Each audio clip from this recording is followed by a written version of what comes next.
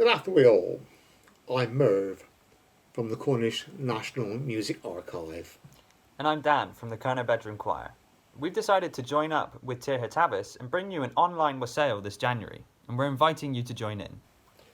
The Wassail is a very old winter custom that connects us with the natural world. It's where we wake up the apple trees and bless them so they will have a good harvest in the coming year. It's a very old tradition in Cornwall.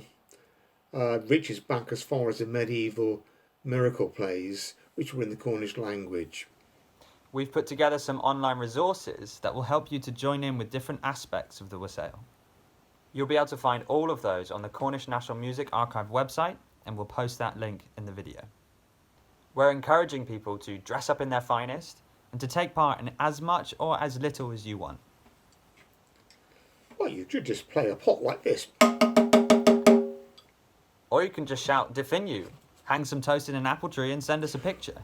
What we're hoping though is that you'll want to join us and try a bit of Cornish and join in the Wassail song itself. Don't worry, you don't have to be an expert in Cornish like Merv, or even Cornish at all to join in. I'll be running a Zoom workshop on the 16th of January to help people learn the song, and it's open to absolutely everybody. There's instructions on the website as to how to record and send your versions of the song in. And you can always pop along to the Cornish Bedroom Choir Facebook group to ask questions. Or feel free to get in touch with either of us directly.